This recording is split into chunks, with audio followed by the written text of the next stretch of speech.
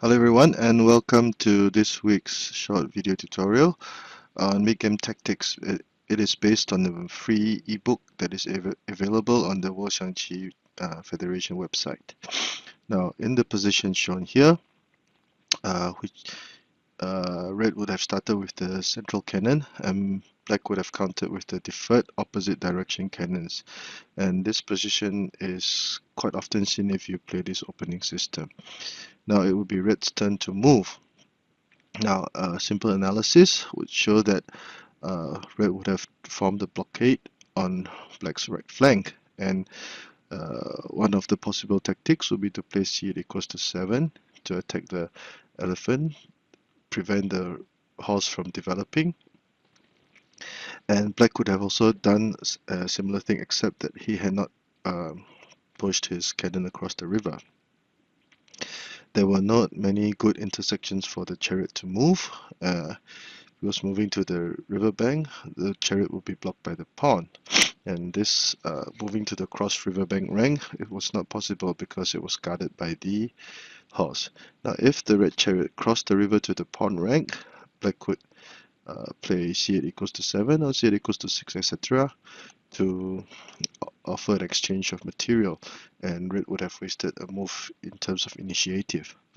So, in this situation, red would usually decide to play h3 plus 4. Now, h3 plus 4 on the surface, it would seem to be a good move because red would now not only have control the riverbank, because the black horse cannot move to the riverbank rank at this point in time. Red would also be prepared to capture the central pawn. And once the central pawn was captured, it would be an trade of horses, and red would be able to attack the black central file and also command the initiative. However, in the opening phase, one of the most commonly overlooked rank would be the cannon rank.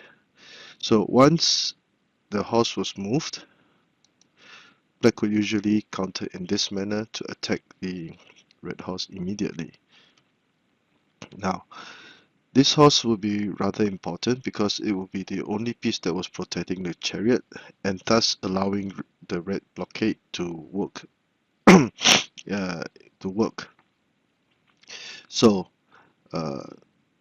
what would happen if red chose to continue to trade horses? A check. Now, at this point in time, red would be. It would seem that red would be having an advantage.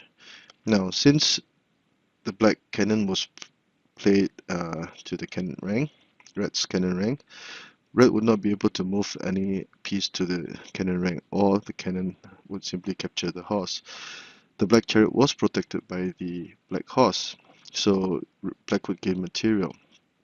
Now, the issue at this point in time, because black had already pushed the pawn, red could not play p7 plus 1. So the development of this horse would be a major issue. Now, what should red do at this point in time? In the book, p5 plus 1 was given as one of the possibilities, but this would in fact be a very bad move on red's part. Now, why is this so? Okay, let us continue. Because the red pawn had pushed, red was thinking of developing his horse from the central file with h7 plus 5 and maybe trade pawns and go for attack. However, this would be precisely the move that black was waiting, and black would now use the clearance tactic, which is the central topic of this chapter, to counter red's motives and also gain the advantage. So try to think of what black might be able to do. So for this move, black could play c8 equals to 5 for to gain the advantage and seize the initiative. With c8 equals to 5, it would appear that black was sacrificing his cannon, But because of this move, it will be a trade of chariots, whereby the black horse was still protecting the red chariot. So if it would be natural for red to play to trade chariots. So, but instead of capturing the red chariot, black could now play c5 minus 4 for the check, and thus gain material. See, 1, 2, 3, 4 pieces versus red's 3 pieces.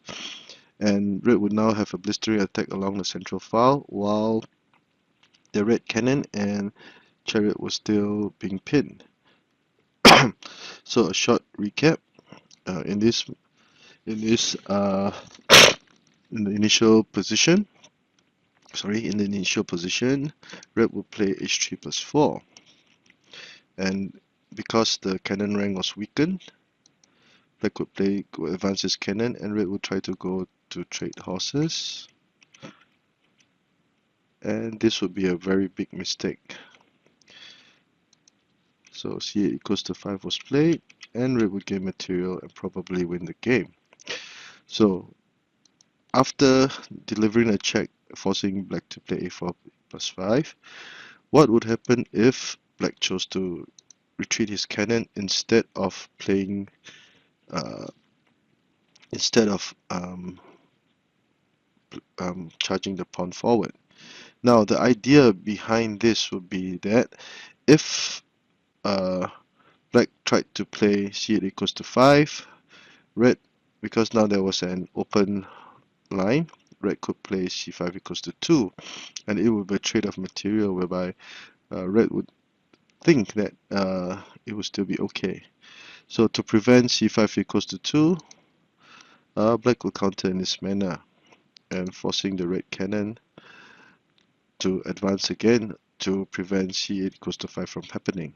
But in the process of doing so, black would gain a cross river pawn, and this cross river pawn would be very, very threatening because it was now on this side of the board, or this flank, whereby red would only have one chariot left, and this would be a very vulnerable situation for red. So black would gain a significant advantage.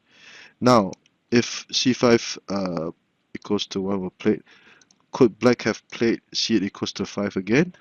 No, because red would now play c5 c5 equals to 2, and it will be a trade of material, and after trading material, red would still have the advantage of the central pawn.